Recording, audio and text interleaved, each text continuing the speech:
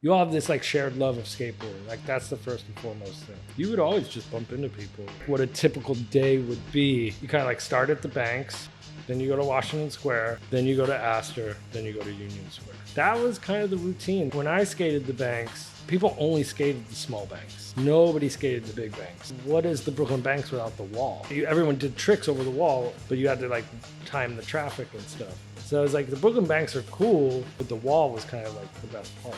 There's just nothing else like it.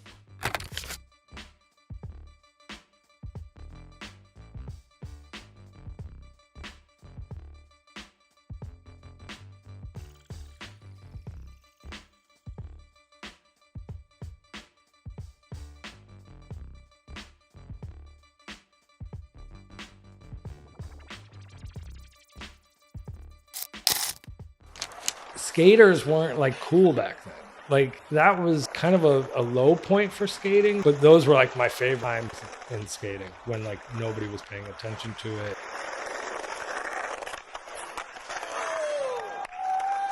It was just sort of like the real like diehards doing it. It wasn't like a trend. It was just like, all right, all your friends stopped doing it, but you kept doing it. Like y'all was dead, kid. And the equipment's no joke. I had my little group of friends in Jersey that I skated with. A bunch of them stopped, so you go find kids in another town, and then you kind of squat up like with all your. I'm from North Jersey, and then you hit the city.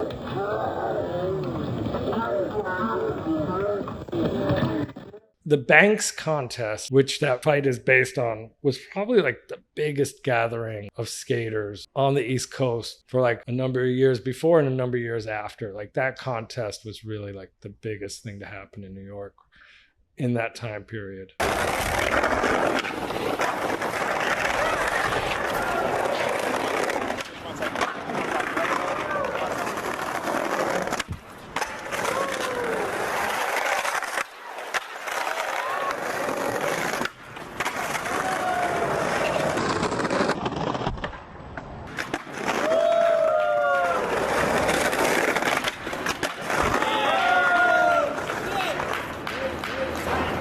Shit was dope, right? That shit was dope. Yeah.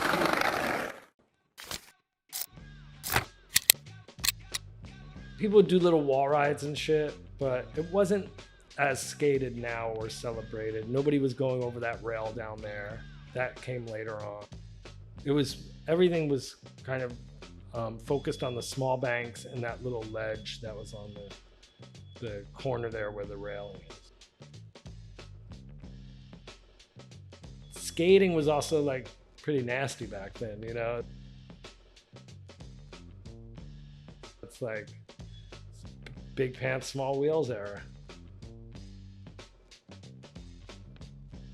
You know, so it's like a lot of like technical skating, didn't go super fast. There were guys that would go fast and go big, like Ivan Perez and people like that. But most people were trying to like emulate what they saw people doing at EMP and stuff like that.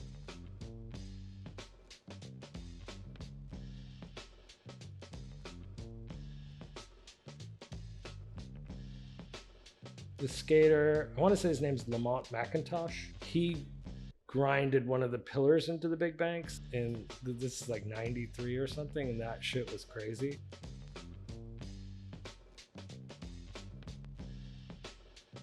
Yeah, there was a lot of good New York skating that was never like documented.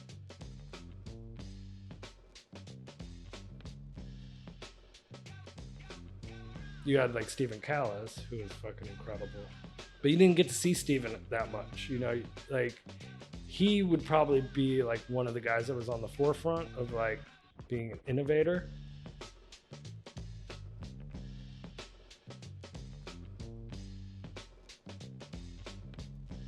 I think Stephen Callis is like responsible for like a lot of like the good gear and the sneakers and all that shit, because like he always looked fly, and I think other skaters kind of like wanted to kind of like copy that, and I think he has like a lot of influence on all that stuff.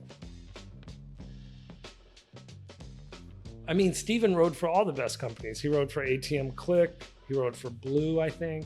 So like Mark Gonzalez, he started ATM Click and he picked Steven to be his guy. I'm pretty sure Steven maybe went pro for ATM Click.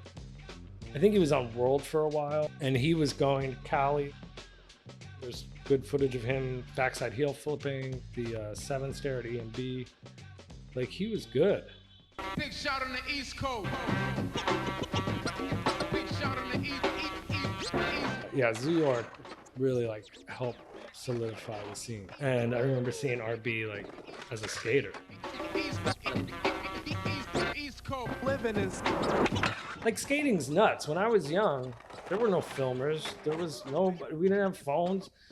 You would literally be by yourself jumping down like 10 stairs to the point where you couldn't walk anymore, just so you could get the feeling of landing that trick once. East Coast. Styling and wild. But the nice thing about skating is that you hang out with people of all ages. So you kind of like learn. If the older guys are cool, they'll like put you onto some game and they'll be like, hey man, don't blow it, like be cool. Or you could have the older guys like, let's get this kid fucked up. You know, so it goes both ways.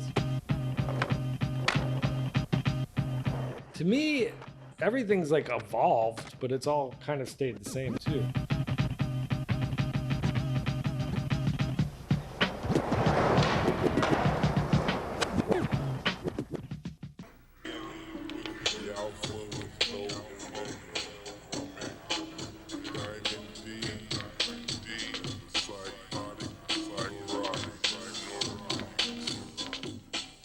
When I see kids at Tompkins, it just reminds me of me and my friends. I mean, the kids skating, you know, the kids at like the TF and stuff. I'm like, oh, that's no different than what we were doing. We just didn't have ramps. We just had curbs and things like that. You know, skating might change like technically or style-wise, but the ethos will always kind of be the same. I kind of feel like when a lot of people stop skating, the party takes over, right? And partying and skating are kind of like a lot alike, right? Because you bail like most nights. Like, you don't fucking win, you don't land the trick, whatever. You don't go home with a girl. It's just like you get drunk and you fucking whatever. But every now and again you land the trick, right? And you're like, fuck, that was sick. I'm gonna keep doing this thing. But you can only do that for so long.